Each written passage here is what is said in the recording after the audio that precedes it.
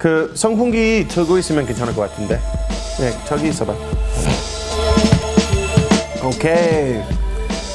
Welcome back to the Business Guys Show. Sorry I haven't been updating as recently. As you can see, we're again in a different location. Still trying to shuffle it around. I wasn't feeling too good about shooting in my room, in my house. It wasn't looking good. I couldn't get the sound working. So here we are in my office. A little better, I think, and I'm feeling quite comfortable. So that's nice. Today, guys, I want to talk a little bit about some negotiation basic type stuff. We're going to talk about the B.a.t.n.a, which is one of these business terms. It's one of these acronyms.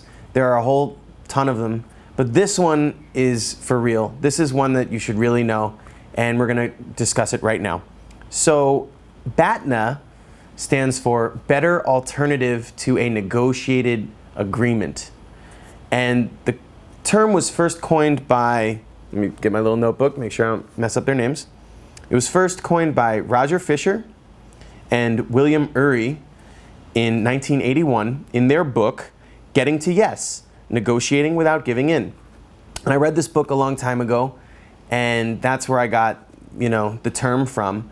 But it wasn't really until I was out in the field, actually bidding for projects, actually having to make deals, having to make contracts, that I really discovered and appreciated the term better alternative to a negotiated agreement, or B.a.t.n.a. What you're talking about is, what is your best or better alternative to making a deal? When you sit down at the negotiation table and you have to make a deal, you've already lost. You're already at a disadvantage, and we're gonna go over why that is. Here's an example that I want us to think about.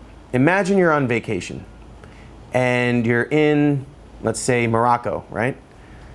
And you go to Marrakesh, or you go to some famous city for a famous bazaar or whatever, and you're walking around, and all of a sudden, a rug merchant comes up to you and he says, "Hey, I want to show you the coolest rugs you've ever seen. You're gonna love them, they're to die for, super beautiful, come check it out. My store is right around the corner." You go with him. You walk in there, the place is spectacular, they pour you some tea, you're sitting down, they're unrolling all these rugs for you, and they're just giving you the greatest treatment. They're making everything seem so fantastic. And then your wife or your husband or your father, mother, son, daughter, whoever, tugs on your shirt and says, "Papa, Papa," or Mama, or whatever, "we can't leave without one of these rugs. These things are the best." And the merchant hears that. Do you think that that is going to be helpful or harmful to you when you're negotiating or haggling the price? Harmful, right? And here's why. Is because once the person you're negotiating with knows that you have no alternative other than to negotiate, you are at their mercy for whatever terms or whatever prices or whatever kind of conditions that they offer, because you can't back out. That's why before going into any negotiating situation, you want to think about, what is my best alternative to not doing this before you start? So let's say you're about to go buy a car. You have a price in mind, you have an idea of what kind of car you want. And before you even get to the salesman, you should know for yourself, if I don't make a deal today, what is my alternative? I'm gonna have to go to another dealership, I'm gonna have to go to another this, I'm gonna have to do more research, I'm gonna have to do that, and this. If that's okay, and if that is better than whatever kind of deal that is not in your favor is about to happen, then you're good. The B.a.t.n.a, the better alternative to a negotiated agreement, is your leverage in a negotiating situation. Let's say you're an actor, okay? And there's a director who wants you to be in his project. And he says to you, "It's gonna be fantastic, it's gonna be wonderful. And the pay is not so good, but it's for the exposure, and it's gonna look good on your portfolio."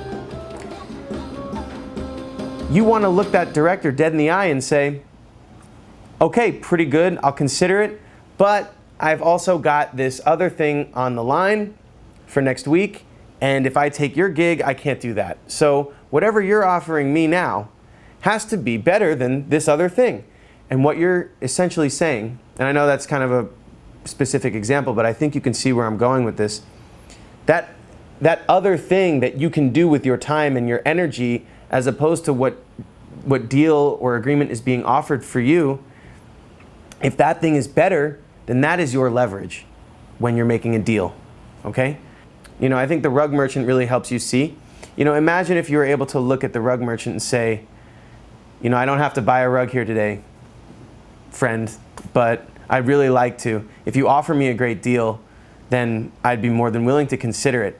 As opposed to going into that situation feeling like you have to make a deal. Once you feel that way, like you have to make a deal, you're in big trouble. And experienced negotiators, experienced psychopaths, I know we talk about that a lot on this channel, but people who are really good at manipulating other people, they pick up on that kind of desperation, they pick up on that weakness, and they will exploit you for it, I guarantee you. So I'm not telling you to act aloof or act like you're better than everyone or act like your time is super valuable and important. That's not what I'm saying. And I'm not advocating lying. I'm not advocating that you make stuff up. What I am advocating, though, is that when you are getting into a situation where a deal is about to be made, you really consider what the alternative to making the deal is. And if the person that you're dealing with can't match or make a better deal than what your alternative to making a deal is, then you go away. You say, I'm sorry, I'll pass on this one. I've got other things I can do. And then tell the person, hey, look, this is what I'm going to go do instead. This is more valuable to me right now. People will respect you for that. I hope people will respect you for that. I know in my personal, kind of like why I wanted to talk about negotiation, which is what we're going to talk about, maybe today and other times very soon, very shortly, is because I had a really awful negotiation about a week ago. I was bidding for a project and I took all kinds of abuse. I was personally insulted. I was called names. I was, told that I was being unprofessional. But really I was just exercising good negotiation tactics, and I was making sure that I was protected and I wasn't investing myself into something that actually was a scam. And I sniffed it out, and the person was so, gung-ho for me to be on board with this scam that they used every dirty trick in the book to try to make me feel bad for not going on with the deal. But we'll go into that a little more in another video. But for now, the fundamental thing I want you guys to remember from now until whenever is the B.a.t.n.a. Okay, well that's pretty much it, guys. Thank you for tuning in, and subscribe if you want more. I've got some more ideas about how we can talk about, all this negotiation stuff. I want to get back into the manipulation tactics because I really think that that's fascinating. After having them used on me about a week ago, and then, they failed, and I was able to just kind of watch it all happen in front of me, like, and I was almost with my notebook, as I was on the phone with this guy, just marking down the things that he was doing or trying to do to me as he was doing them. Like, oh, yeah, he's gaslighting me now. Yep, now he's contradicting himself or using double speak. Oh, yep, that's a red herring. He's using a diversion tactic. All that kind of stuff. Fascinating, right? Anyway, I'm just glad I was out, all right, and I didn't get sucked into that one. Okay, guys, have a wonderful week, and I'll talk to you soon. All right? Take care.